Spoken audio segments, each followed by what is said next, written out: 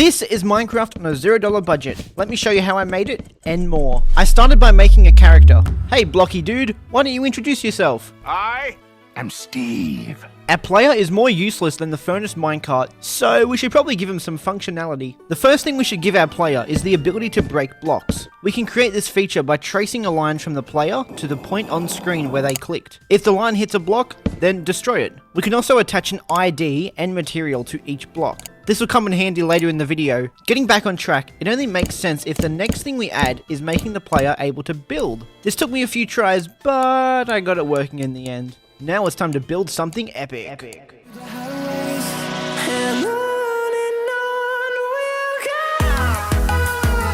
It's a rocket ship. I wanted to make a bean joke, but someone told me if I did, that I would explode. We'll come back to the character later on, but for now I want to work on world generation.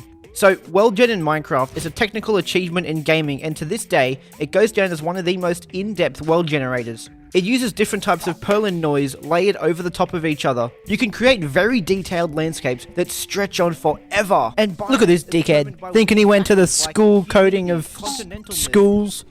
Get out of here. Have you ever heard of wave function collapse? It's pretty much like a game of Sudoku. This algorithm is more used for 2D games. Anyways, I'm making my own janky version because I'm too lazy to do the research. I mean, I'm on a $0 budget. Yep. Let me explain how our version is going to work. You have to create multiple pre-made chunks. The middle chunk will spawn in, and then it has a chance to spawn neighboring chunks based on the constraints we give it. For example, a pond chunk will only spawn next to a hill or flat chunk. The two issues with doing world gen like this is, firstly, it can look very repetitive, and secondly, we have to make each chunk from scratch, and that can take a long time. If my chunks are 16 by 16, that would be 256 blocks that I need to enter individually per chunk, and that doesn't even take into account height. Ugh. Anyone with a working brain would know that's a very inefficient approach. No one in their right mind would sit there individually adding each type of block and its coordinates to every type of chunk. That would take hours, maybe days, and for what? Different world each time we play? No one's playing this game more than once, so why would anyone actually come back and generate another world? It is done.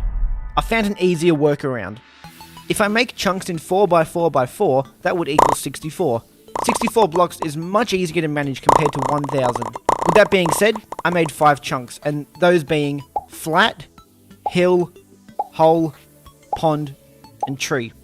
My wave function collapse isn't that great.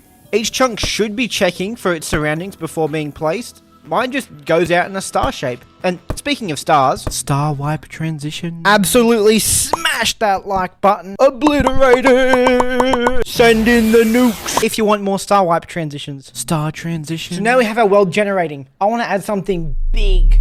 Like your mom. An inventory system. But first, we have an issue. Our game is lagging. So before we make the inventory system, I want to talk about this word. Optimizations. Is this meant to be a Z or an S? That's a bad joke, don't put that in. There is some graphical settings we can disable, those being motion blur, reflections, and global illumination. I turn these off as they're a very lazy way to optimize a game, and this is what a company might do if they're on a tight budget. Depending on what angle you're looking from, the island either looks bad or insufferable. Now this is what I call mega shit. Okay, now we can actually work on the inventory. That means we need to configure a user interface, storing items, drag and drop system, keybinds, dropping items, and being able to see your really dumb character. I'm Steve. Well, you know what? There's only one thing an inventory actually needs, and that is storing items. Everything else is optional, and not to mention, we're on a budget tighter than the Mitsubishi Mirage turning radius. That thing is insanely tight. I made it so if we destroy a block, it will add that block to our inventory. And placing a block obviously does the opposite and removes it from our inventory. This next feature is so dumb, I have no idea why I started working on it. It was a save and load feature. Being honest, if anyone was daring enough to play the finished version of this game, then you must be clinically insane. And for that person to play the game not just once, but twice? I bet you've got better odds winning at the Funny Money Donation Center than starting up this game for a second time. Don't gamble, kids. If you want to gamble, use money instead.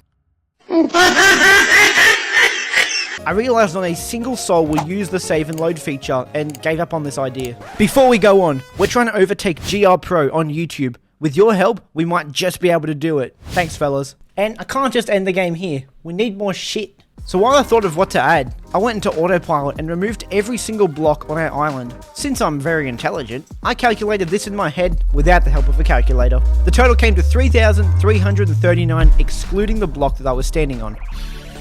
There's 4 ideas that came to mind, and the first one would be a really handy feature to have, and that being the hand. It's just to show some visual feedback on what the player's doing. And the other 3 ideas are really good, but you're just going to have to wait until we get there. So, about the hand. Not sure how the official Minecraft game does it, but we could use a rectangular prism. Then we angle this with the camera to give it the illusion that it's a hand. I have a feeling this is not how Mojang did it. Well, if we just detach it... Now I can't be cancelled. And that reminds me, please stop posting memes like this in my Discord. Proof that Carrot is going to do the Undertale genocide. What the fuck? And if you want to join and you're keen as a bee... What is it?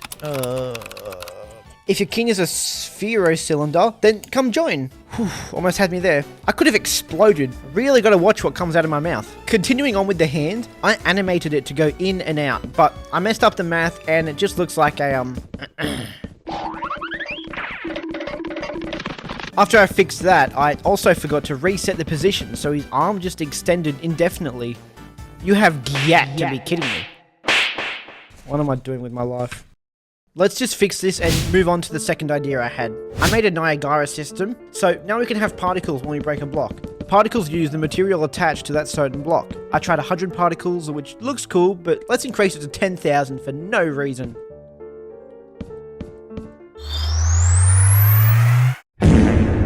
Okay, this is definitely way too much.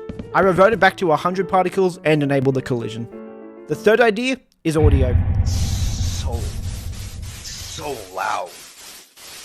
Please don't. We've got 4 sound effects to make. I made a footstep sound, a sound for jumping. I like that one. And one sound for placing or breaking blocks. I tried making these as bad as I could, and they turned out amazing.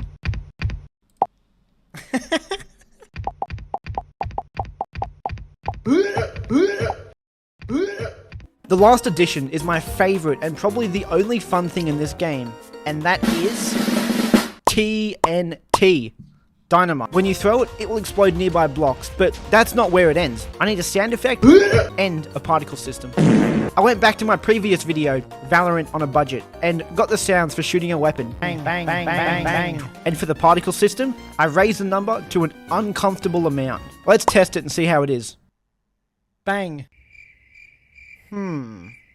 It's not exploding. I got an idea, just give me a second.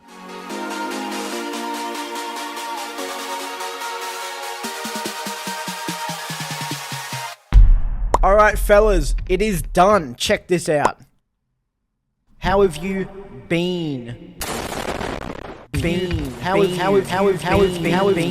Danny would be proud. Well, that's the finished game. Now playable on itch.io. Thanks for watching. This video has been a blast to make. YouTube thinks you'll love this next video. Is that another star wipe? Hell yeah.